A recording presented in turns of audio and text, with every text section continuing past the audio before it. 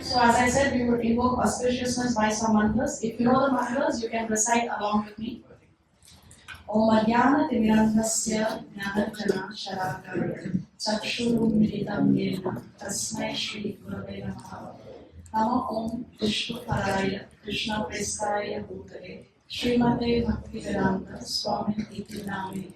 Namaste Saraswati Devi Gauravani Pracharine Nirvishesha Shunyavadi Paschatya Deshatari. Hey Krishna Karuna Sindhu Dina Bandhu Jagatpate Gopesha Gopika Kanta Radha Kanta Namostute Tapta Kanchana Gaurangi Radhe Vrindavaneshwari Vrishabhanu Sute Devi Pranamami Hari Priye. Mancha Kalpa Tarudhyascha Kripa Sindhubhya Eva Cha Patitanam Pavanebhyo Vaishnavebhyo Namo Namaha. Jai Shri Krishna Chaitanya Prabhu Nityananda Shri Advaita Gadadhara Srivasadi Gaura Bhakta Vrinda. Hare Krishna Krishna Krishna Hare Hare Hare Rama Rama Rama Hare Hare. Hare Krishna Krishna Krishna Hare Hare Hare Rama Rama Rama Hare Hare. Hare Krishna Krishna Krishna Hare Hare Hare Rama Rama Rama Hare Hare. Please repeat after me. Om Namo Bhagavate Vasudevaya. Om Namo Bhagavate Vasudevaya. Om Namo Bhagavate Vasudevaya. Om Namo Bhagavate Vasudevaya. Om Namo Bhagavate Vasudevaya. Om Namo Bhagavate Vasudevaya. So in the Ramayana, basically we see the history of Lord Ramachandra and his lineage, and in the Mahabharata we see the history of the Kuru dynasty and their lineage. So in which yuga did the Ramayana occur? Does anybody know? Which yuga? Satya Yuga? Which are the four yugas first of all? Let's begin with that. Satya Yuga, Dwapara Yuga, Treta Yuga, Kali Yuga. So which is the correct order of the four yugas? First is Satya Yuga, second is Treta, third is Dwapara, and fourth is Kali Yuga. So Ramayana happened in which of the four? Treta Yuga, yes. And Mahabharata happened in Dwapara Yuga. Yes, very nice. Okay, so as we discussed, in the Ramayana, basically we see the history and lineage of the dynasty of Lord Sri Ramachandra. And in the Mahabharata, although we see the lineage of the Kuru dynasty, we cannot have a Mahabharata without Krishna. So Lord Ram is actually called as the Maryada Purushottam. Now what do we mean by Maryada Purushottam? Maryada Purushottam means he is that supreme personality who followed the rules and regulations to perfection. Maryada Purushottam. Purusha means person and Uttam means topmost. So Purushottam means topmost person, and he is Maryada Purushottam. Like that, Krishna is Leela Purushottam. What do we mean by Leela Purushottam? He is the most expert in Leelas, pastimes. This is the reason why all the Leelas of Krishna are very, very attractive. Right from his birth, which was very, very dramatic, he appeared in a jail, Yes. And then his adolescence, his growing up years, his killing of the demons, and then his pastimes with the gopis in Vrindavan, in Mathura. And right up, and then the Mahabharata war, and up to his disappearance, everything is very, very dramatic. Because he is Leela Purushottam. So why is he Leela Purushottam? Is because he wants to attract the living entities by his Leelas. So when we feel attracted to a person, we want to be with a person. And God wants us back home, back to his kingdom. So therefore he attracts the living entities by his Leelas. So Ram is Maryada Purushottam, Krishna is Leela Purushottam. Now mostly people do not have a problem with Lord Ram. There are a few controversies which people do not understand generally from the life and pastimes of Lord Ram. But when it comes to Krishna, there is a whole long list of items that people do not understand and they question very much. So what we'll do today is, we will discuss 3 pastimes from the life of Lord Ram and try to understand. And Mahabharata, life of Krishna, I leave it up to you. You can think about any questions or doubts you have about the life and pastimes from Mahabharata, if you would like to clear that. So please think about some pastime that you would like to understand better while we discuss Ramayana. So what do you think are mostly the controversial topics that one would like to know better from the life of Lord Ram that are generally misunderstood? Can you say?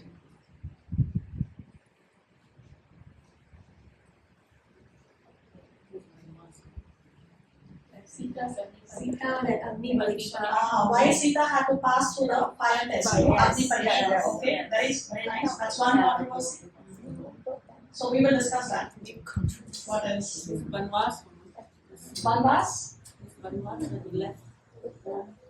He had to go home for, he had to leave home and go to the forest for 14 years. Yeah. Okay, very A nice. lot. Sounds like a lot. It sounds like a lot. Okay, okay. What else? Why was Lord Hanuman a Bhakt of Lord Ram? Why was he a devotee of Lord Ram? Okay. What else?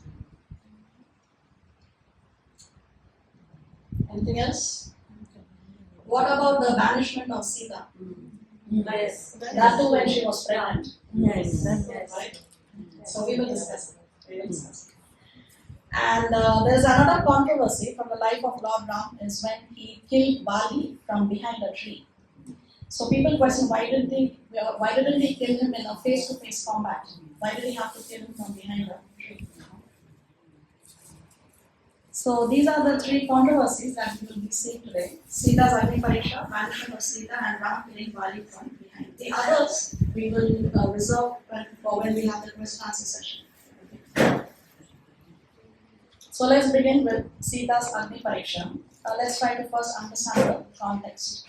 So we all know that Sita was kidnapped by Ravan. Yes. And then when Ravan was killed by Lord Ram in the war, and Sita came to Ram, Ram told Sita that you have lived in another man's house, so therefore it's not possible that you have maintained your chastity. Okay, so let's go back to the time when the war has been won, Ravan has been killed, right? And so Hanuman now, he is very eager to go and break the news to Mother Sita that we have won the war and Ravan has been killed. Because 30 days before this particular date, Hanuman had gone and met Mother Sita in Ashok Vatika, right, where she was living under Ravan's, because Ravan had kidnapped her. So he is very happy that they have fulfilled this 30-day deadline. Sita, 30 days ago, when Hanuman went to meet her, she had told Hanuman that you have to come here and Ravan has to be killed within 30 days. Otherwise, beyond that, I will not be able to survive. And they were able to fulfill that deadline and kill Ravan. And it is the 30th day now when Hanuman goes and brings the news to Mother Sita. So Mother Sita is very happy. And then Lord Ram tells Vibhishan, who is Ravan's brother, that please go and inform Sita that she can come here now and you take some clothes and jewelry and she can be nicely dressed up and like that she can be brought here to me, Ram said. So Vibhishan goes and tells Sita, here are the clothes, here are the jewelry, please get dressed up, and then there are some maid servants who will help you dress up as well. So Sita says, no, I'm not interested, I don't want to dress up, I just want to go and meet my Lord Ram. So Vibhishan says, no, this is Ram's desire, so please do the needful. So she says, okay, in that case I will do the needful, and then she is all dressed up and then she is brought in a palanquin. And Ram is waiting there. Ram has a very, very grave expression. Sita is feeling shy, she's smiling, she's happy and elated. And then Ram tells that Sita should get off the palanquin and come walking. So she gets off the palanquin, she comes walking. She's hearing Lord Ram, she's again happy, she's smiling. Sometimes she is lowering her eyes, sometimes she's looking at her Lord. But Ram has a very, very serious and grave expression. And as soon as she comes near to Lord Ram tells her, let's read this. See, let me read from the screen. Ram stopped speaking, his heart balking at what he had to say next. Steadying his mind, he continued to address the tremulous Sita. Now that I have wiped off the stain of insult on my noble house and established my truthfulness and resolve, no further purpose remains for me in this matter. O gentle lady, I have not undergone this endeavor out of a desire to again have you as my wife. You have long dwelt in the house of another. How then can I take you back into my house? Your good character has become suspect. Ravan clasped you in his arms and looked upon you with a lustful eye. Therefore, my attachment for you has ended. Please go wherever you may desire. Perhaps you may now find shelter with Lakshman or Bharat or Shatrughna or even Vibhishan, as beautiful as you are. O Sita, how could Ravan have left you alone? Oh my God, right? Very difficult to understand. Maryada Purushottam Brahman. No, it's worse. It doesn't sound like Okay. So we will try to understand. So when Sita hears these words, she is heartbroken, and she immediately tells Lakshman that please light a fire here, and I will get into the fire and I will give up my body. So she wants to immediately give up her body. So it's not that Ram asked for that fire to be born, first of all. So she asked for it to be done. And Lakshman is always given very difficult tasks, no? So Lakshman is aghast, he's like, what's happening? We just won this war for Mother Sita, and now she wants me to light this fire and she wants to commit suicide. And then he looks at Ram, he looks at his brother. Like, he was thinking that Ram would say something to prevent this from happening, but Ram nods his head. He just gives a nod, and then Lakshman is left with no other option but to burn the fire. So he burns the fire, and then Mother Sita, she enters into the fire. On the other side, now what happens? When she enters the fire, she comes out from the other side, but not alone. This time she comes out with the Lord of Fire, with Agnidev. Agnidev brings Sita like that out, and he tells Lord Ram that Sita is pure, her chastity has not been broken, and please accept her. And now, immediately Ram's facial expression changes. He completely breaks down, he's crying tremendously, he's sobbing, he's crying, and he's very, very happy to receive his wife. And then the Ramayana describes them, they went back to Ayodhya. Okay? But now the question arises, why did Ram doubt the character of Sita? So we understand this when we understand the story of Vedavati. So who is Vedavati? Vedavati was a saintly person, and she had the desire to have Lord Vishnu as her husband. And she did a lot of austerity, a lot of tapasya to get Lord Vishnu as her husband. So when she was doing this austerity, Ravan happened to see her, and he approached her and he said, I want to enjoy with you. Vedavati said, no, I am doing tapasya because I want to have Lord Vishnu as my husband. And then Ravan is very lusty, no? So he pulls her hair. And at that time, Vedavati just cuts off the hair that Ravan was holding. She cuts her own hair, and then she tells Ravan that you have contaminated me by your touch. Now I cannot offer myself to Lord Vishnu as a wife. So therefore, I am going to self-immolate myself. So she burns herself, right? And she tells Ravan before she dies that she will be the cause of his death in a future lifetime. So now, because Vedavati, she self-immolated herself, she is with Agnidev. She is in the abode of the god of fire. So she is Agnidev. And when Ram went behind that deer, remember there is a deer, golden deer that Sita wanted? Yeah. So when Ram went behind the deer, he knew that this is a trap. He knew that this is a trick. So what he did was he entrusted Sita with Agnidev before he went behind the deer. And when he entrusted Sita with Agnidev, with the Lord of Fire, he manifested a shadow Sita or a Chaya Sita. That Chaya Sita or shadow Sita was none other than Vedavati, who was with Agnidev. Okay? So the person who was kidnapped by Ravan was not Sita, was actually Chaya Sita, was actually Shadow Sita. Sita is so chaste and pure that Ravan cannot even touch her, let alone holding her and putting her on the chariot and taking her away to Nanda. So the person that Ravan took away was Chaya Sita, or actually Vedavati. It was not his wife Sita. And this personality who was feeling shy and walking towards Ram after the war, and Ram had this great expression, was not his wife at all. Remember, Ram has taken an Ekapatni Vrata. He promised that he will only have one wife. So he knows that this lady who is approaching him is not his wife at all. So therefore, he is not even looking at her, right? Because she is not his wife.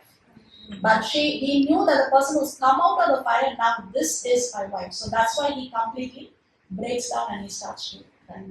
So when we understand the story of Vedavati, then we understand Ram's behavior towards Sita during that Agni Pariksha. And he knew that Sita has to walk through, or Chaya Sita has to walk through the fire for my wife to manifest from that fire. Does it make sense? So then, where was Sita all the time in Vedavati? With Agni Dev. With Agni She Dev. was with Agni. Yeah, because Ram left her under his shelter. So all the time Ram knew that Sita is under. Yes, yes. That was for some 10-month period. It was a 10-month period. So Sita was under the protection of Agni Dev. And the one who was with Ravan was actually Chaya Sita in the form of Vedavati. So what was all that explanation that he was asking for? That was for the people because he knew people. See, this is 5,000, not 5,000, I'm sorry. This is millions of years ago. Yeah. So at that time, the culture and the social system was far more conservative. And Ram knew these questions would be, people would ask. So therefore, for the people in general, so that they don't get offensive and they don't talk bad about Sita, he created this, he set this whole thing up. And why was Ram expression like that? Was because obviously, as I said, it was not his wife. So that's why he was not looking lovingly at her. And why was she looking at him lovingly if she is not his wife? Because she always wanted to have Vishnu as a husband. So she's thinking, this is my chance. This is my chance. So you mean to say that she was all the time, she was the one who was talking with Lakshman and telling him the 30 days notice and everything? Yes, Chaya Sita was the one, not the real Sita? So where was the real Sita? With the protection of Agni Dev. So when did Sita go to Agni? Just before Ram went behind the golden deer, he left Sita with Agni Dev. Because Ram knew that this is a trap. Okay? So now do we have a problem with Lord Ram? Are we satisfied? We are actually very confused now. We have no questions and answers. What Ramayana we thought was is not the actual Sita. So all the time Ravan never knew that she is not Sita. No, Ravan did know. Ravan did not know that Nobody she is Chaya Sita. Only Ram He knew. was saying he was Ram. Only Ram. Good that they didn't use it. See, actually, this and then this Vedavati story comes a full circle because Vedavati then another lifetime she is born as Padmavati, and Padmavati gets married to Balaji from Tirupati in South India. So that circle ends over there. So when you go to Balaji temple, you have this wife consort. Her name is Padmavati. Padmavati is the next life of Vedavati.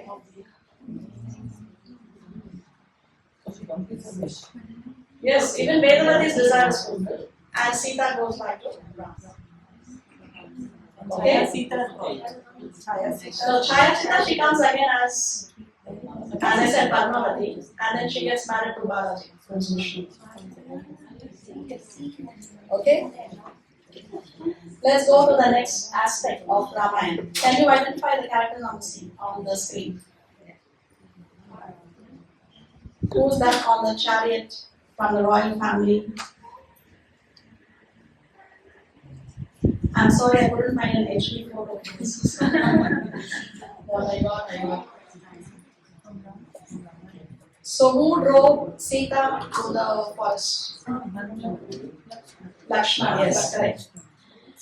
So this was when Sita was pregnant, and then Ram heard some of his subjects in the kingdom were talking about how they would not accept their wife if she was to stay in another man's house for extended period of time. So Sita was away for 10 months. Now remember, the people don't know that it was Debunking. So people in the kingdom, they started to talk, and Ram is the king. As a king, he has a responsibility to keep his subjects happy. That is a price one has to pay as a leader. Leadership means tears. Because if the leader is happy, then the people are not happy.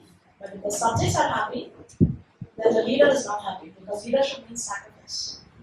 And a good leader is one who sacrifices his personal life, but he keeps people happy. So Ram was the ideal king. Now there are different dharmas. Of course, there is Kula Dharma, and there are Kula Dharma means you have to take care of the family, and there is Raj Dharma, which means Ram has to also fulfill his duties as a king. So both are dharmas, both are important religious principles, right? Kula Dharma and Raj Dharma. So, but if you have to choose between the two, then for a king, he has to give preference over Raj Dharma over Kula Dharma, because he cannot place his own family, his own self-interest above the self-interest of the nation. So when people were talking like this, then he told Lakshman, "You please take Sita and leave her in the ashram of Valmiki in the forest." At that time, Sita was pregnant. So this is also very difficult to understand. Why did Ram abandon Sita, and that too when she was pregnant? So this is a little more complicated thing, and we have many explanations. 9 explanations I think I have here.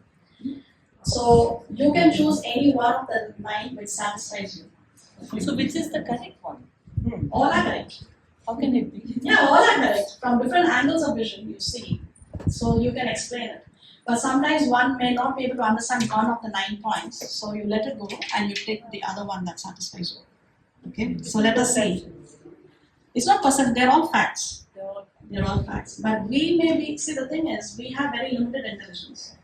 And God is unlimited. So with limited intelligence, we try to understand the unlimited. We may not always be able to understand. So we may not understand everything, but if we understand something, then we can take that something and move on. Okay? So let us see how to understand this. First is moral dilemma. Choose wife or followers. This was Ram's dilemma. What should he choose? Now let's try to understand this with an example. Let's say somebody has saved up money for his daughter's future education all life. He is coming from a poor family, but he has saved up. And this particular child of his has got a grant in a very prestigious university, and he has to use up this money for the education of his daughter. Now, just when the daughter has to, the fees has to be paid, his 90-year-old mother falls sick, and she's on life support. And the doctor says, we can operate her, but there is only a 1% chance of survival. So now he has to choose. I use the money for my daughter's education and secure her future, or I use the money for my mother's treatment. Now, whatever he does in both cases, you cannot find fault. If he says my mother's life is more important, even though there's only 1% chance of survival, one can say, but who knows, miracles do happen, isn't it? So if he chooses that, you can say that he is right. But if he chooses his daughter's education, also you can say it is correct. But whatever he chooses, there will always be people who will criticize his choice also, isn't it? So in the case of Ram, it was for him a moral dilemma. Choose wife or choose the followers. He chose to consider the followers more than his wife because he's a king. So isn't that wrong? That's what you can find fault both ways. So as a king, see, what kind of leader would you like to have? A king who places his own self-interest first, or a king who places the nation first? The nation first, of course, yes. But he knew that she's not impure. Yeah, but So it's not not that he was choosing an impure person and pouring it on the people or something. So he knew that. yeah, but it was setting a trend in the society. Okay, that was Ram's, because he has to maintain the purity in the society. He knows, but it's about setting a trend in the society. Like an example. Yeah, people should be happy in your kingdom also. Right? So first of all, it's a moral dilemma for Ram. Then curse of Bhrigu Muni. So Bhrigu Muni was was the father of Shukracharya. Shukracharya was the priest of the demons. And once it so happened that Shukracharya has gone for a long tapasya, and the demons are without their spiritual master. Now, Bhrigu Muni also, on one particular day, he goes for a bath early morning, and his wife Khyati is at home. So some demons are being chased by the devatas, and these demons they enter the house of Bhrigu Muni and they take shelter there. So Khyati, she is a very, very advanced spiritual devotee, and she has yogic powers, mystic powers. And she thought that I should give protection to the demons, because she thought whoever comes to seek protection, I must protect them. She thought that's my duty, right? So although they are demons, she wanted to protect them. And the devatas wanted to kill them because they are demoniac, they are creating havoc in the society, they are killing thousands and thousands of people, right? So when Indra, along with the other devatas, were following these demons, what Khyati did was she froze Indra so that he cannot proceed and kill the demons. And Indra is the king of the devatas. So their leader only is frozen. So when Lord Vishnu arrives, he sees that Indra has been frozen by Khyati, and therefore they are not able to kill the demons. What Vishnu did was he beheaded Khyati. Okay. And when he beheads Khyati, then Bhrigu Muni, the husband, comes home and he curses Lord Vishnu that just as how you have caused a separation from my wife, you will also have to face separation with your wife. So, and then what Bhrigu Muni did was he chanted some mantras and he brought his dead wife back to life. So unnecessarily he cursed. But anyway, another way of understanding banishment of Sita was the curse of Bhrigu Muni. I think I really go to this one. So you like this one, you can stick to this. So that's why I have 9 options. Then Mother Sita's desire to live in the forest. So when Mother Sita was pregnant, she revealed to Lord Ram that she would like to spend her pregnancy with sages in the forest. Because when a woman is pregnant, she wants to absorb good vibes, vibration. So in a palace with all these royal comforts, that kind of spiritual environment is probably not as possible as it is to live in a forest in a sage with, in the hut of the sages and hear the shastras from the sages, follow an early morning routine, etc., etc. So actually it was Sita's desire to live in the forest during her pregnancy. And she had expressed this to Lord Ram. Then Love and Kush were the biggest proponents, no animosity. Love and Kush are the sons of Ram and Sita. So see, if there is a divorce, a very bitter divorce between man and woman, right? If the divorce is very bitter, then if let's say the children are with the mother, and what would the mother do? The mother would put things in the mind of the children that will create animosity against their father. Usually it is like that. There may be some exceptions, but usually it is like that. But you see, Love and Kush, they would go to different villages and they would propagate Ramayana and they would glorify Lord Ram like anything. So if Sita had any bitter feelings for Lord Ram, then definitely Love and Kush would not be glorifying Lord Ram so much in every town and village. So actually Love and Kush were the greatest proponents, and they would really appreciate Lord Ram whenever they would recite the Ramayana in different villages. Which means Sita had no animosity for what Lord Ram had done. Then Sita as Dharmacharini, she will correct if wrong. So when Ram and Sita got married, Sita's father Janak, he told Ram that look, my daughter is Dharmacharini. She is the follower of Dharma. As long as whatever you do is within the framework of Dharma, she will support you. But the moment you do anything that is outside the framework of Dharma, she is going to speak up. So Sita, she never told Ram that what you are doing is incorrect. See, Sita also belongs to a Kshatriya family. She understands the political situation. She understands what are the duties of the king. And she never told Ram that what you are doing is incorrect.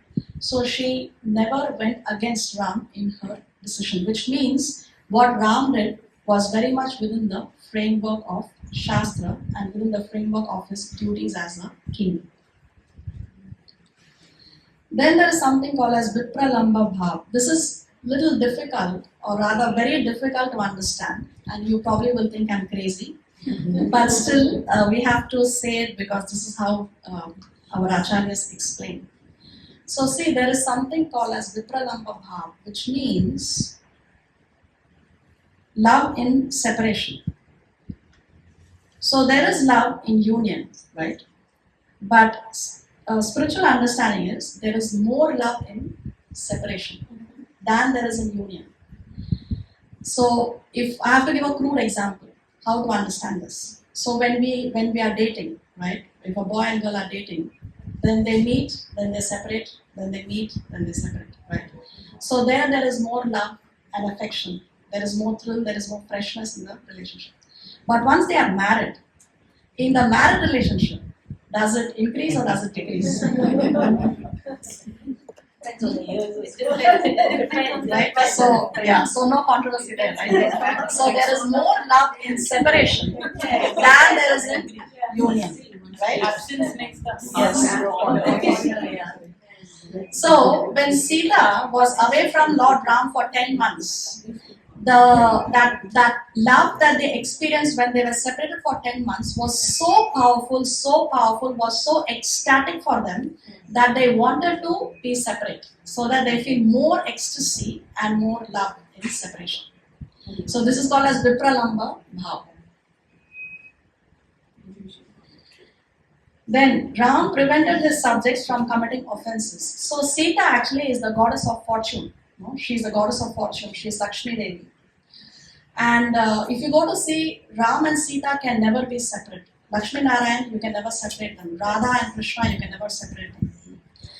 But what happens if Sita was physically present with Lord Ram in the kingdom? Then the people would talk more and they would commit more offenses because they are talking against the goddess of fortune. So that means they are going to incur a very strong karmic reaction for offending the goddess of fortune. So by taking Sita away, he prevents his subjects from committing further offenses. And then the golden statue was Rama's way to revolt in silence. So the thing is, in Treta Yuga, they would perform a lot of yagyas, a lot of fire sacrifices. And one condition for the fire sacrifices, the man should have his wife next to him for the yagyas. Now when Sita was away, Ram is not going to marry again because he's already taken the vow, Ekapatni Vrata. So he made this golden statue of Mother Sita, whom he always placed next to him for the yagyas. So why he created a golden statue? The thing is, when you put gold in fire, it gets purer. It gets more and more pure when it is in the fire. So Sita passed through fire, right? But she came out. She was never contaminated, right? But what Ram is trying to say is that you think that my wife is contaminated, but she has passed through the fire and she's even more purer than she ever was. She's of course purest of the pure, but so it was Ram's way of revolting in silence. That you think my wife is impure? No, but my wife is pure because that's why he created that golden statue, right? Because gold is purified in fire. Yeah. But when you say you think, so he was referring to the people? Yeah, people in general. Yeah. So did they tell him that? They didn't. Of course, they were talking now. They were talking that how could Ram accept Sita because she has lost her chastity. She was away from him for 10 months. So he knew that people are talking like this. So this is his way of answering them, but in silence. Okay. And then actually it is not a banishment at all in the first place. Why do I say it was not a banishment? Because what do you mean by banishment? You just leave the person and you don't care about the person anymore. That is a banishment. But what Ram did was, he told Lakshman, you go and leave her in the Valmiki ashram, which means she will be taken care of in that ashram, right? And that Valmiki ashram was very much within the jurisdiction of Lord Ram's kingdom. So she is very much being taken care of Ram in that way because it's within his kingdom. So it was not a banishment in the first place. She was being taken care of in her pregnancy very nicely, very lovingly. She gave birth. She brought up her kids in the ashram of Valmiki. So this is how we understand the banishment of Sita. Okay? Can we proceed? So this story of why did Ram kill Bali from behind a tree. So Ram and Sugri were two brothers. And I'm sorry, Bali, I'm sorry, yeah. Bali and Sugri were two brothers. And Bali had taken over the kingdom of Sugri and also his wife. And he wanted to kill Sugri. And Sugri asked Lord Ram to help him get his wife back. So Ram said, okay, you go and challenge your brother to a combat. And Ram was hiding behind the tree. And then when at an opportune moment, he just shot the arrow from behind the tree. So people question, why didn't he face him? Why did he have to kill him from behind a tree? What is the need for doing that? So how to understand this? When Bali was killed, that arrow of Lord Ram had the name of Ram, first of all. So the Kshatriyas, they would write their names on the arrow because when they kill someone, at least the person who's dying should know who has killed me. So therefore, the names would be written on the arrows. So he was struggling as soon as the arrow hit him.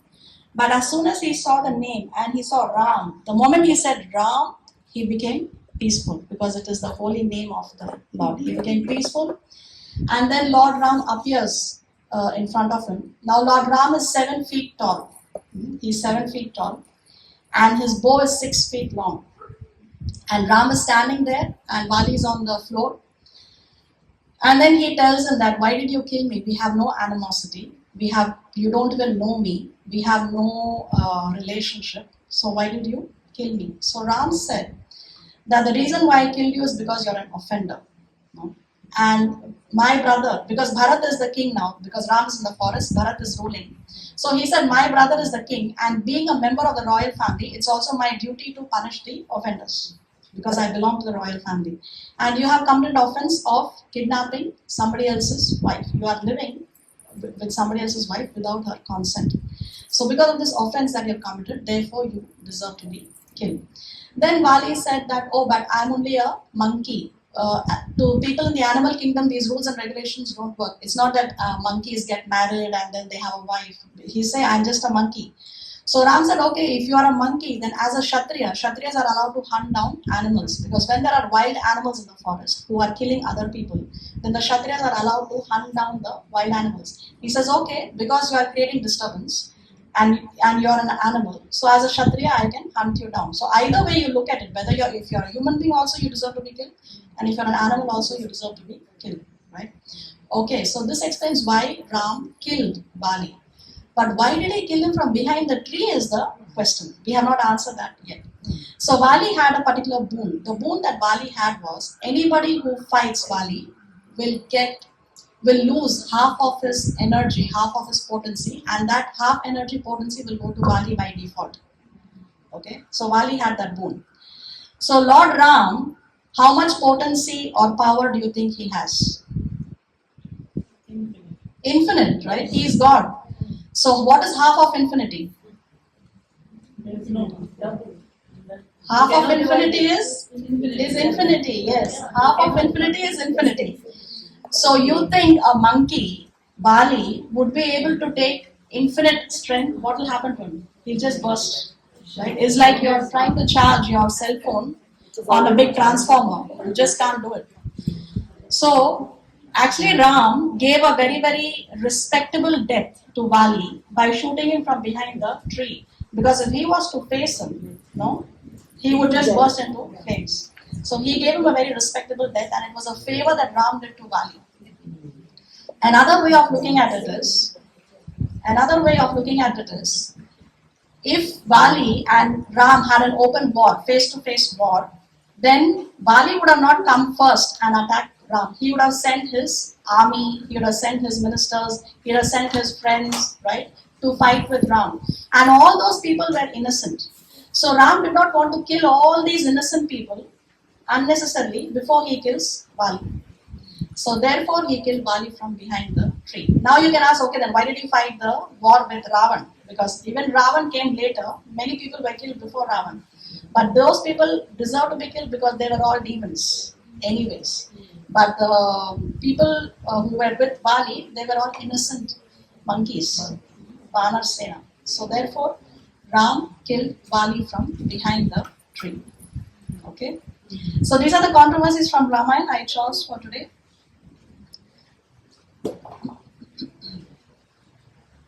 Now controversies from the Mahabharata. I have not prepared anything. You can ask whatever you want to know. So what controversy from the Mahabharata any of you would like to know? Please ask. And if you don't ask questions, then I will ask the questions.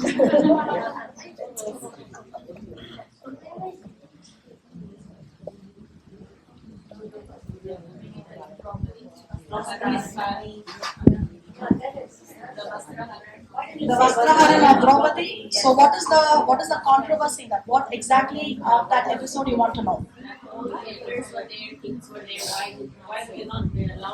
Okay, so why did the elders allow this to happen? Okay. So when you talk about the elders, when you talk about the righteous people there, it was Bhishma, it was Dronacharya, right? And the other elder, Kuru elder there was Vidura and Dhritarashtra the king.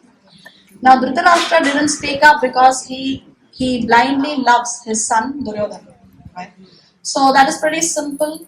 He has blind love for his son, so he didn't speak up. Now coming to Bhishma, Bhishma is actually one of the 12 Mahajans. He's one of the 12 greatest authorities on the science of God. Nobody knows Shastra better than these 12 authorities. So Bhishma is one of the 12 authorities, Mahajans. So he is very, very righteous. Now problem with Bhishma at that particular point of time was he got entangled in a question, right? Because Draupadi, when she was brought to the assembly, she asked a question, very, very intelligent question. She asked, if Yudhishthir lost himself in that gambling match before me, then he was already a slave. And a slave technically has no belongings. He owns nothing, right? And then, so that means he does not even own me. So how did he have the right to stake me? That was Draupadi's question. And Bhishma there, he felt a lot of compassion for Draupadi at that time. But he told Draupadi that, look, this is a technicality that I am not able to answer, Bhishma said. Imagine one Mahajan is saying, I cannot answer your question. So he said, the reason why I cannot answer your question is this. On one side, yes, it's true that a slave owns nothing. But on the other side, it is also true that the wife always belongs to the husband. So Bhishma then got caught in this technicality. And he was not able to answer the question and lay down an absolute truth as such. Now always when such controversies happen, we should try to understand Shastra from two angles of vision, because there are always external reasons for what things happen, and there are also internal reasons for why things happen. So the external reason was Bhishma got caught in that technicality, and the internal reason is actually this was orchestrated by Krishna. Why? To teach the world that even if you're so righteous and so correct, such an adherence to dharma like Bhishma Dev, but if you take the wrong side, then again you will have to bear the karmic reaction. So this is the lesson he taught us through Bhishma Dev. So this is the internal reason. An external reason, as I said, he was caught in that technicality. And as far as Dronacharya is concerned, Dronacharya was employed by Hastinapur to teach or train the children. So because he's an employee of the throne of Hastinapur, he does not have the right to speak. So does that answer your question? Okay. Any other controversy? How come Draupadi has so many husbands? Yeah, five husbands. Why? Okay, so when Arjuna won the Swayamvar of Draupadi and he came to his mother without seeing said that you divide whatever, because he said I have got something in charity, right? So the mother said, okay, whatever you receive in charity, divide it equally among the 5 brothers. So then later she realized that actually he has brought his wife, because she didn't know that he has won the Swayamvar, right? Now, so that time it was a controversy, because how can a woman have 5 husbands?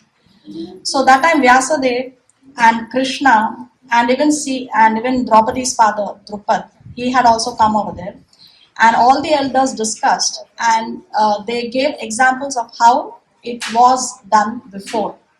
It was not the first time. It is very rare, but there are some prachetas, etc., like that, who where the woman had more than one husband. So it is very much within the framework of Shastra, and it is Draupadi's greatness.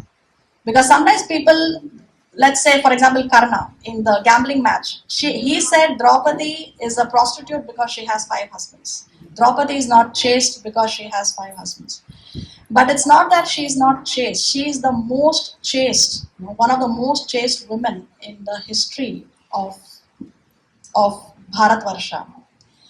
Because whatever she did was under the instruction of her elders. She didn't do it for her own sense gratification. So Krishna sanctioned it at that time. Vyasadeva sanctioned it at that time. Her own father sanctioned it at that time. And she wanted to keep the word of honor of her mother-in-law. She could have said no, because it's only Arjuna who won my Swayamvar, isn't it? But she wanted to honor the word of her mother-in-law. So it is her greatness that she agreed to marry 5. We, at least, we women know what it is to serve just one husband. It's not easy, right?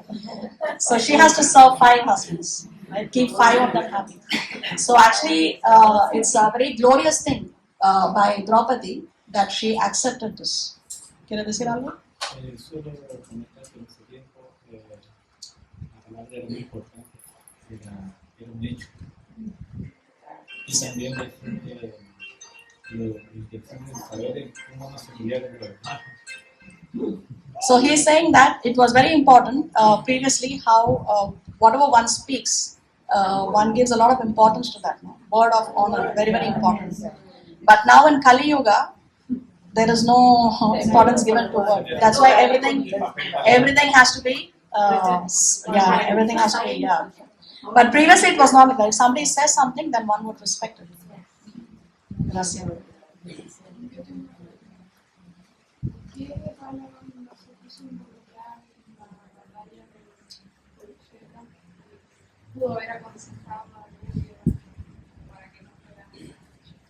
Okay, so her question is, why did Balaram choose to be neutral and why he didn't advise Duryodhan not to fight the war? The thing is, Duryodhan was beyond all good advice. Even Krishna went as a peace messenger, right? Krishna himself went.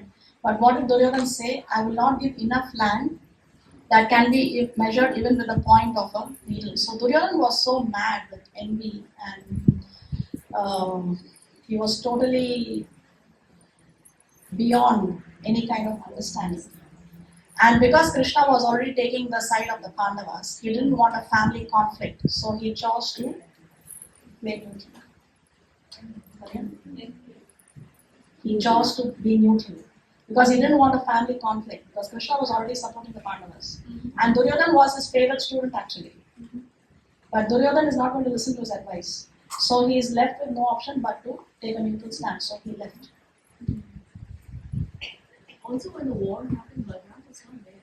No, he was not there. He had come on the last day when there was this combat with Duryodhan and between Duryodhan and Bhim. That time he had come. Any other controversies from the Mahabharata that you would like to hear, understand? I have one, not from Mahabharata, the previous one of Ram. Okay. Ram.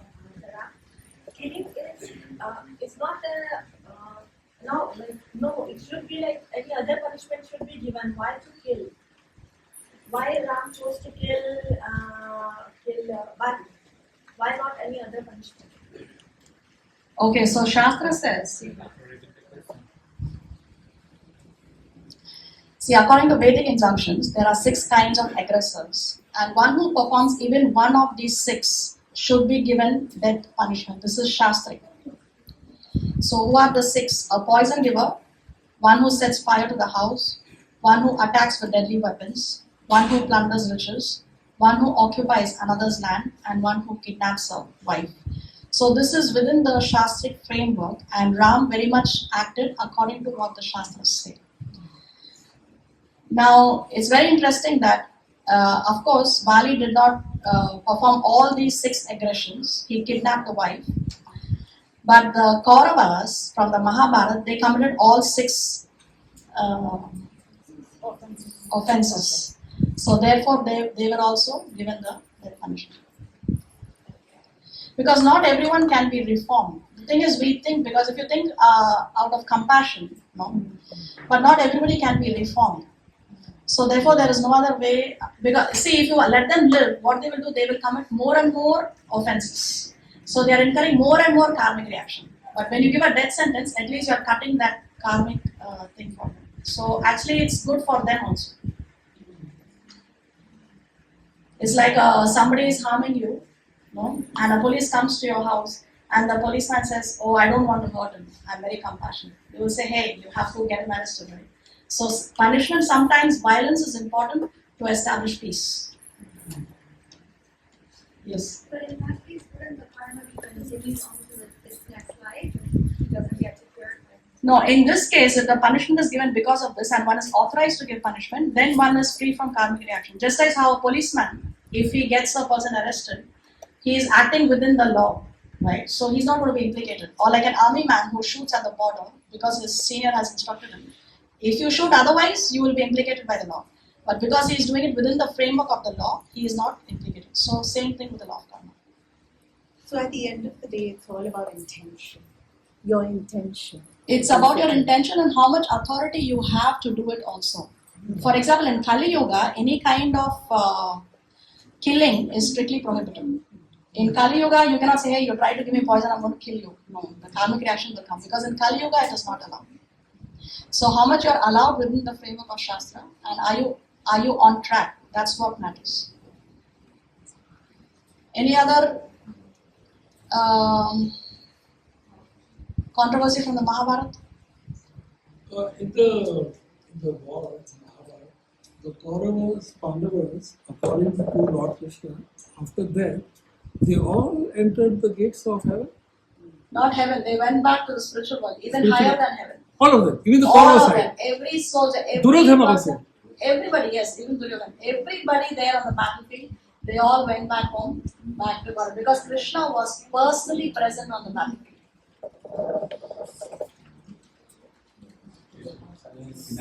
So they didn't make any So Sanga, they didn't make any karmas, all this fighting, killing, everything, all karmas over, and they just go to higher destinations. That's why the Lord is most merciful. If you come in touch with the Lord, one may be the most rotten, one may be the most fallen, right? But when you are with God, when you are under the shelter of the Lord, then, because God can wipe the slate clean for you. He can just, He's God, right? He can change the rules of the game. Yes. Why not? He's omnipotent. But there is a difference. The demons or demoniac people, they receive, there are 5 kinds of liberation. So the kind of liberation the demons get is Sayugya Mukti, which is they are merging into the Brahman effulgence. So when Brahman effulgence is the light that comes from Krishna's body. So when one merges into the Brahman effulgence, the one only exists in that light. You cannot do anything else. But there are other 4 muktis, which are Salokya, Samipya, Sashti, and Sarupya. There you can associate with the Lord. Like you can bring a flower to the Lord, you can glorify Him, you can dance with Him, you can sing with Him. You are having a loving relationship with the Lord. So the demons don't get that mukti. The devotees get that mukti. That difference is there, but they get mukti. Any other controversy?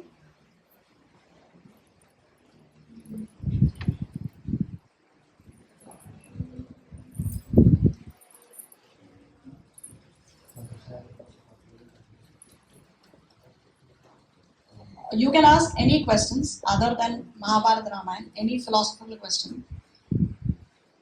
If you have any doubt, please ask.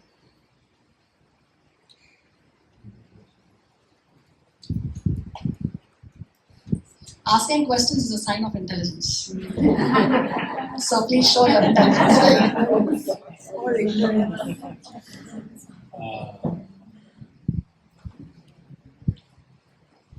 Yes. Kantama Hare Krishna. Pote Kandama Hare Krishna. Okay. So the Hare Krishna Mahamantra. Actually, originally this mantra was a hidden mantra in the Vedas. Only the qualified people were given this Mahamantra. Now, what Chaitanya Mahaprabhu did? Chaitanya Mahaprabhu is none other than Krishna himself, who came some 500 years ago in Sri Mayapur Dham. So, Mayapur Dham is the appearance place of Chaitanya Mahaprabhu. So, he is the most munificent, most charitable incarnation. He is even more charitable than Krishna. He is even more merciful than Krishna. Why? Because Krishna had one condition. He said, first you surrender unto me. But Chaitanya Mahaprabhu had no conditions. Chaitanya Mahaprabhu gave this Mahamantra to everyone without any conditions. He never said, first you surrender unto me, which Krishna did say. Right? So he has given this Mahamantra open. And anybody who chants this mantra can be supremely benefited. Now there is a quote in the Shastra. See, we may know or we may have heard of Vishnu Sahasranam. Vishnu Sahasranam means the 1,000 names of Lord Vishnu. Sahasra means 1,000. So if you chant the Vishnu Sahasranam, it takes some 45 minutes, right? But there are Shastric quotes that say that one time you take the name Ram, you get the same benefit of chanting the Vishnu Sahasranam. Wow. So Vishnu Sahasranam will take you 45 minutes and Ram takes you 1 second. So you got the same benefit, right? That 3 names of Ram is equal to 1 name of Krishna. This is Shastric, yeah. So that is why this Hare Krishna mantra is called as the Maha Mantra. It is the mantra of all the mantras. The potencies of all the mantras are packed in this Hare Krishna Maha Mantra. One may question, what is the need to do things at a fast, quickly? Why do you want so much benefit in such less time? Sometimes people ask, why to take shortcuts? The problem in Kali Yuga is we don't have so much time. The average human duration in Kali Yuga, at the beginning of Kali Yuga, was 100 years. But the average human duration in the previous Yuga, Dwapara Yuga, was 1,000 years. And the average human life in Treta Yuga was 10,000 years. And the average human duration in Satya Yuga was 100,000 years. A human being would live an average of 100,000 years in Satya Yuga. But as the Yugas are advancing and as Kali Yuga advancing, we see people are dying younger, isn't it? And we have crossed only 5,000 years of Kali Yuga. The total duration of Kali Yuga is 432,000 years. We have crossed only 5,000 years. So we have 4,27,000 more to go. Right? And it is described, after that Satya Yuga again will start. So the thing is, by the time it is described, by the time Kali Yuga ends, a 20-year-old man will look like a 100-year-old man. Because of the effect of Kali Yuga, the diseases, the lifestyles. So even if one has lived 20 years at the end of Kali Yuga, it's considered that he has lived a very long, extraordinarily long life. That's how it is described that the cows will shrink to the size of goats in Kali Yuga. So because in Kali Yuga we have less time to perfect our lives, therefore Chaitanya Mahaprabhu has given us this Maha Mantra so that we can perfect our life in short period of time. And the best thing about this Maha Mantra is you don't have to wait to receive initiation. You don't have to be formally accept a guru to be able to chant this Maha Mantra. Anyone, anytime, any place, under any circumstances is free to chant. And we can chant, we usually chant this mantra out loud.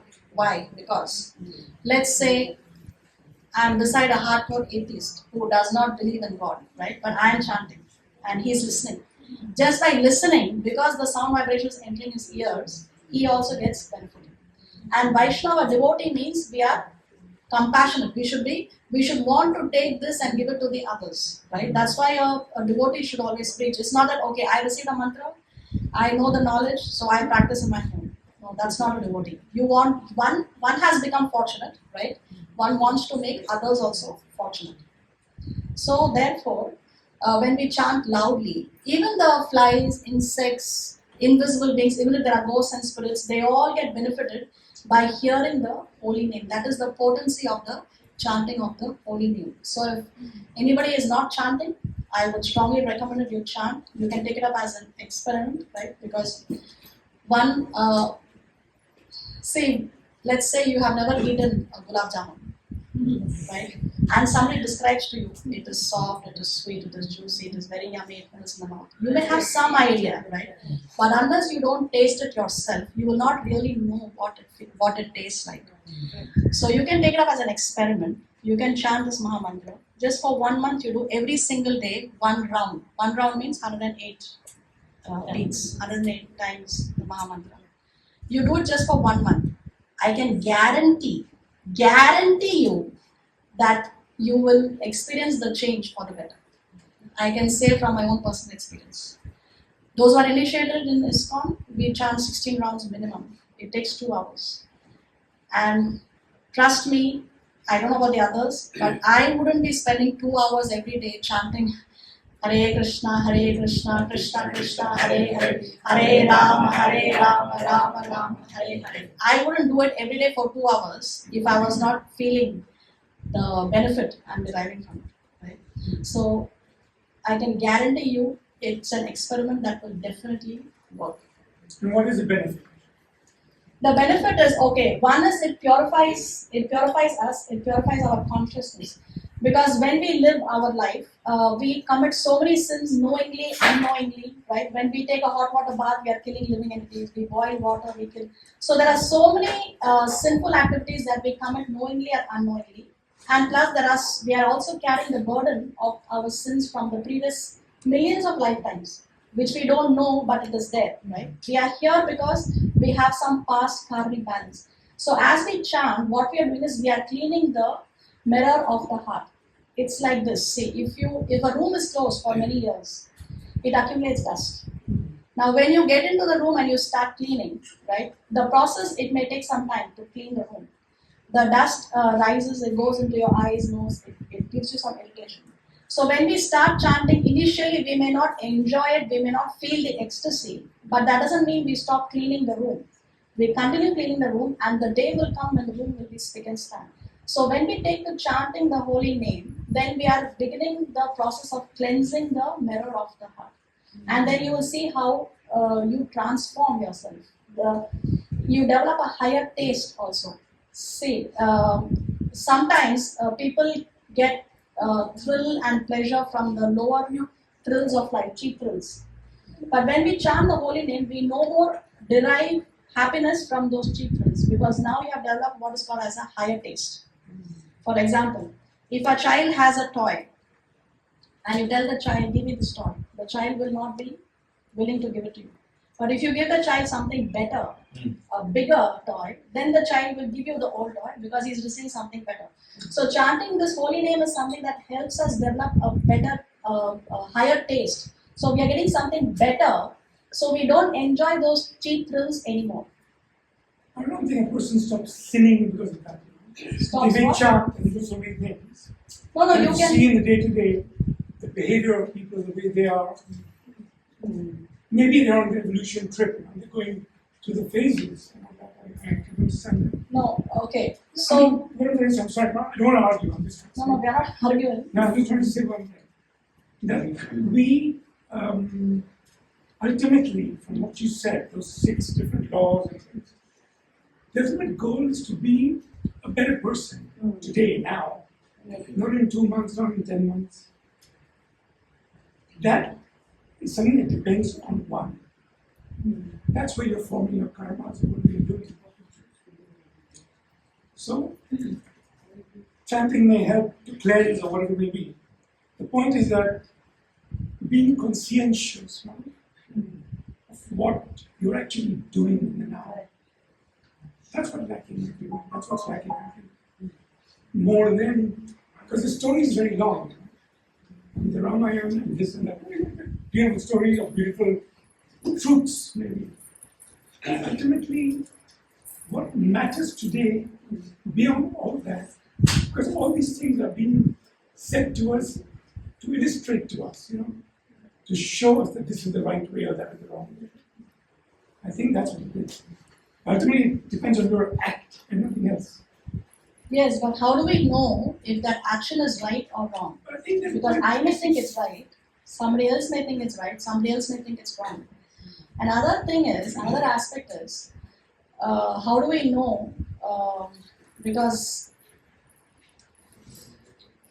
see, sometimes people say, oh, I didn't know that I would be implicated or I would take the karmic reaction for something like this. Let's say somebody is a very good human being and he's very compassionate and he's very charitably disposed and every day he goes and he feeds 100 orphans, let's say. So, would you call him a good human being? I think good and bad is very subjective. Exactly. There's no objective. Good and bad Yeah, is very exactly. subjective. So I say on that, if good and bad is so subjective, if I believe in what you're saying about there's so many religions in this Kali, it depends what I choose to believe in.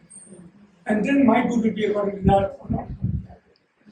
I mean, it's on belief of the person. See, all religions, all bona fide religions, ultimately come to one It's the goal. same thing, right? Yeah, so it doesn't matter whether it's Hinduism or Christianity or Islam. The goal of all religions is you have to come to love God. Jesus Christ said the same thing. Prophet Muhammad said the exact same thing. Absolutely. So the goal is, it doesn't matter what religion, the goal is to love God. So when we love God, what is love? Love means obedience, right? If I love someone, I only do what the person says, right? That is love. That is unconditional love. So what do I know what God wants me to do is when I read the Shastras, when I read the books, then I know what God wants me to do. So therefore it is very, and God himself recommends the chanting of the holy name. Again, doesn't matter whether it's Hinduism or Christianity or Islam, every religion, every bona fide, not religion, I should use the word bona fide, every bona fide religion definitely recommends the chanting of the holy name. Now, if someone is a Christian and he chants the name of Jesus Christ, that's fine, right? But he has to do it within the framework of the Shastra. So Of what he ultimately, believes. no, not what he. I can believe so many things, but not. It's not necessary that what I believe is the absolute. No, the truth. religion he believes in. Yeah, the religion that he believes in. If it's a bona fide religion, then yes, you need to follow the instructions of your acharya. For example, the rules and regulations of Christianity were laid down by Jesus Christ. Now, there are 10 commandments in the Bible. What's the first commandment? Thou shalt not kill, right? So actually in Christianity, meat eating is completely prohibited. But the Christians say, no, in my religion, I'm allowed to eat meat. If you speak to a Christian, he would say that. But that's not what Jesus Christ preached. He said, thou shalt not kill.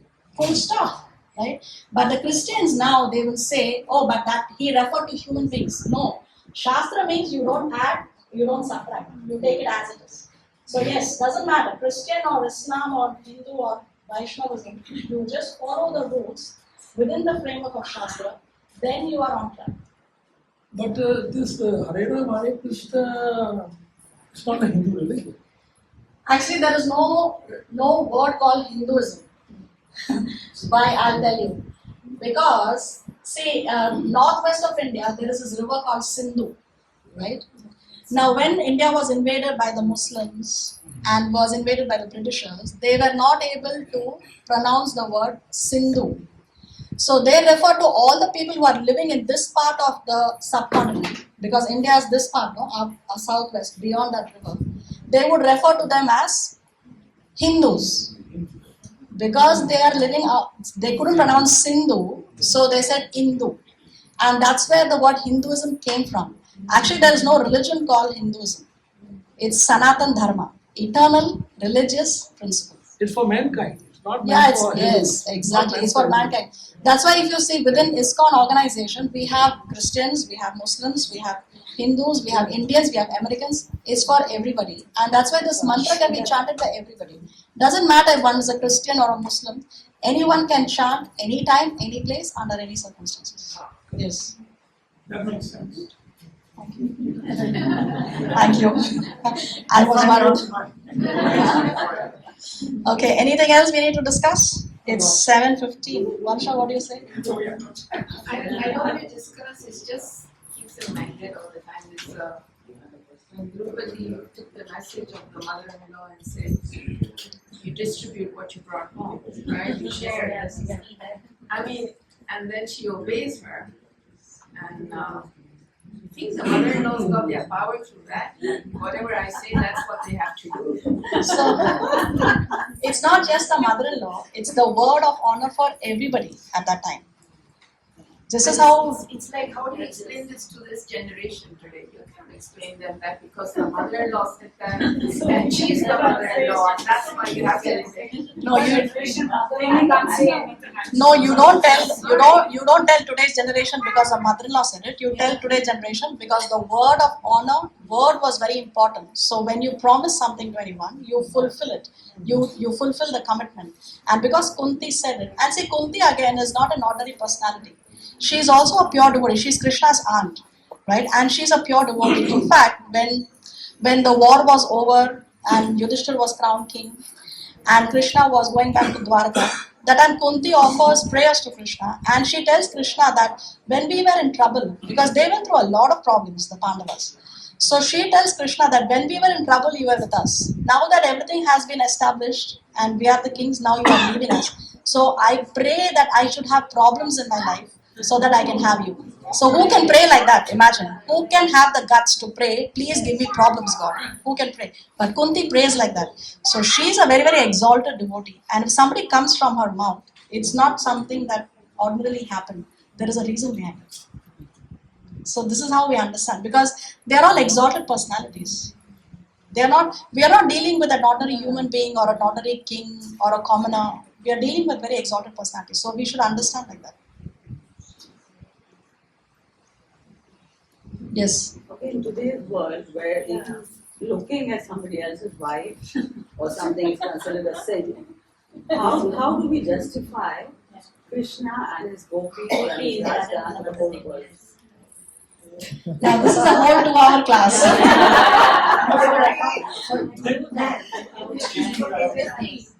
Yes. Mataji. This today it's in Kali Yuga. Before it was not Kali Yuga. Okay, but we will. You have a question? That's why I put my question first. Krishna is the supreme thought are the same. Are the same, yes. Okay? Yes. Exactly the same. Yes. We Sindhis, we Indians, we believe in one way. Okay? Yes. And the Spanish people, okay, they believe in the same way, but in different way. Right. At the end is everything one. Yes. God is only one. Yes. Okay? We Indians, okay, we like to invent so many things in their own way so they can make extra money. Sorry to tell you. No, that's true. I completely agree with you. In fact, we need to applaud. Please clap.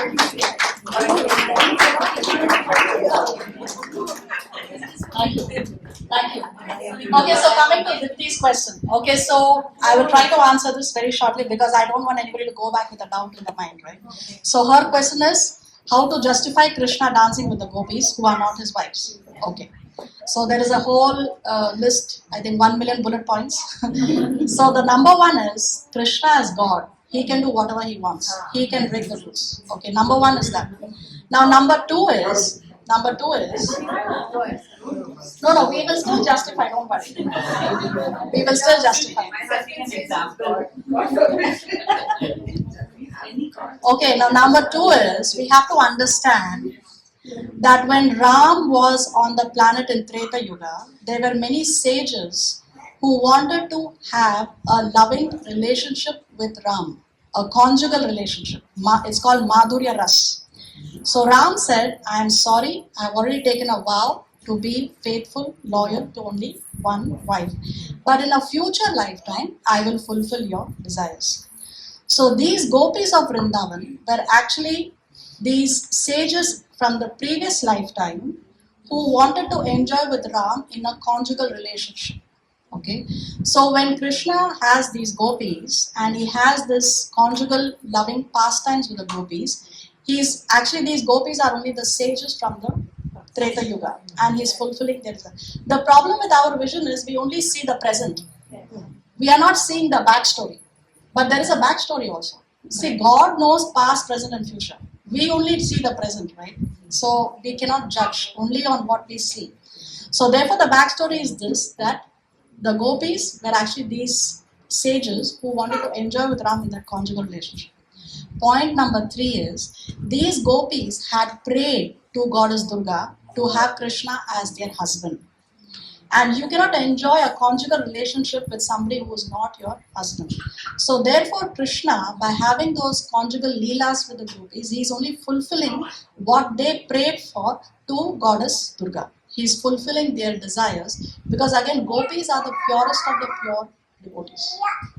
So therefore Krishna is doing these leelas with the gopis. Point number 4 is that, remember I said Krishna is Leela Purushottam. Leela Purushottam.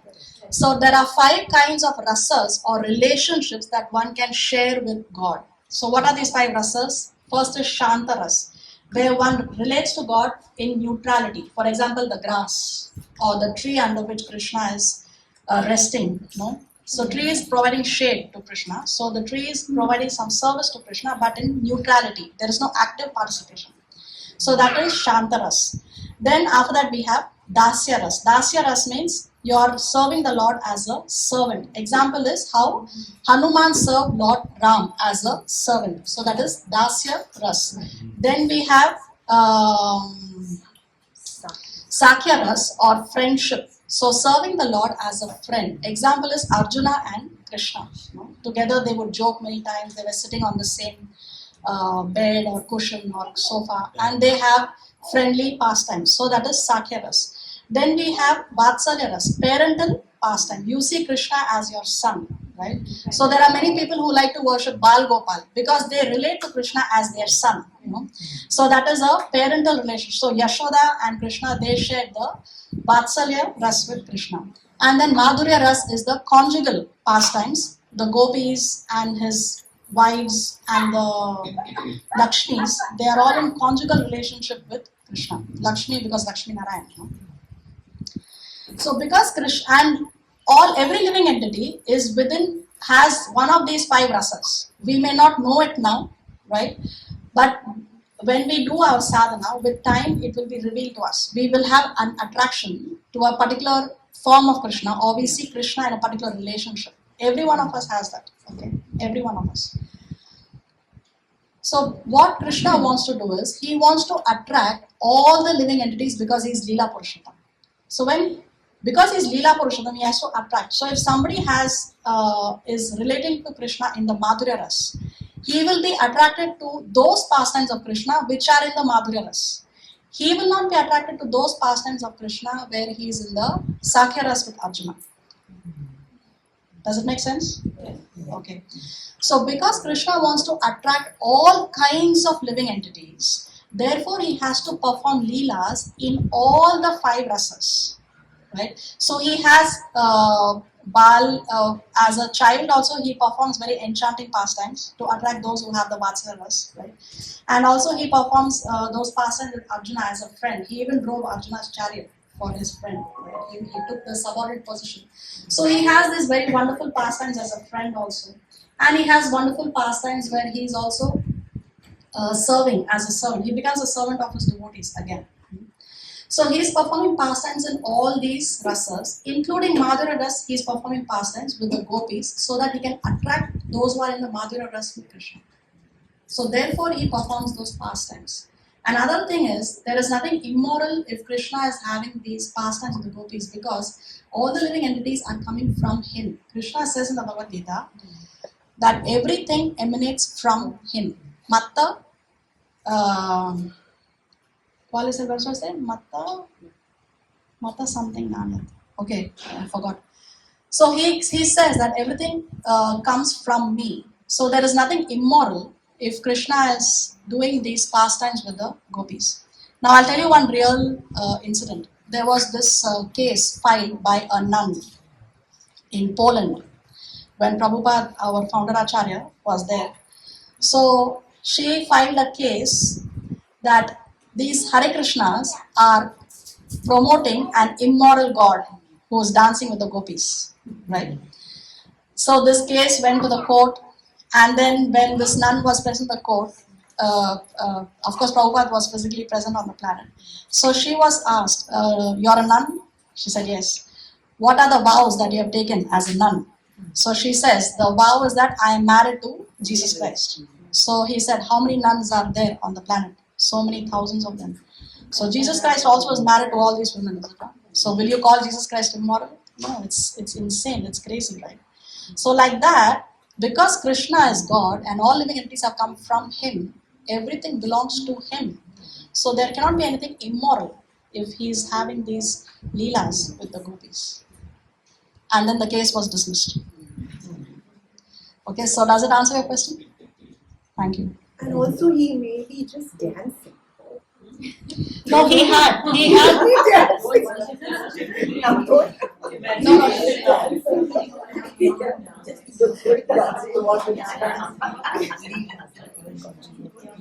Okay, anyway, so I think we'll end now. It's time, otherwise Prasad will be delayed. So, by the mercy of Sri Guru and Sri Krishna, with this we come to the end of today's presentation. Srila Prabhupada ki jai. Krishna ki jai. Gaura Premanandi.